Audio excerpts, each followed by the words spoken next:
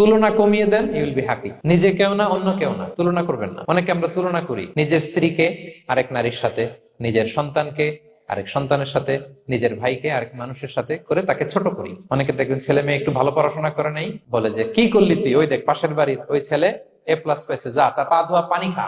Common কথা, এটার একটা ভালো ব্র্যান্ডিং করা যেতে পারে, মানে A+ পাওয়া ছেলেদের পা ধোয়া পানি এরকম মিনারেল ওয়াটারের বোতলের মতো বিক্রি করলে ভালো ব্যবসা হবে, কি বলেন? এটা হচ্ছে আমাদের মুরব্বীরা, টিপিক্যাল মা বাবারা এটা বলেন, ভুল করেন, ওনারা বুঝেন না, ওনারা বুঝেন না। কখনো কম্পেয়ার করবেন, এটা করে আপনার ছেলের মনোবল আপনি আগেই ভেঙে দিচ্ছেন। আপনি দায়ী আপনার ছেলে কিছু না পারার কারণে। আপনি সাহস দেন নিজে, পাশে থাকেন নিজে।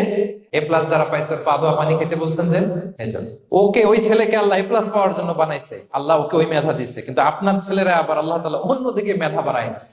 সে ওইটা পারবে, ওইটা ওই A+ ওয়ালা জীবনও পারবে না। আপনার ছেলে যেটা পারবে 10টা A+ হোল্ডার ওইটা পারবে না, কারণ প্রত্যেককে আল্লাহ আলাদা আলাদা ফিচার দিয়ে, কোয়ালিটি দিয়ে, ইউনিকনেস দিয়ে পয়দা করেছে। প্রত্যেককে আল্লাহ অনন্য করে বানিয়েছেন। আপনার তুলনা আপনি নিজেই, আপনার তুলনা হয় না, আপনি জানেন না আপনার মধ্যে যে পটেনশিয়াল, যে কারিশমা, এটা আপনি বের করে আনতে পারেন না। ওই যে ওগুলো বলছে পা ধোয়া পানি খা, লেখাপড়া করলি না, কিচ্ছু করলি না, কিন্তু আপনি দেখা যাবে অনেক বড় ব্যবসায়ী হবে, আপনি অনেক বড় দানবীর হবেন। You'll B a great contributor two society. এরকম আছে না? এজন্য কম্পেয়ার করবেন না কারোর সাথে।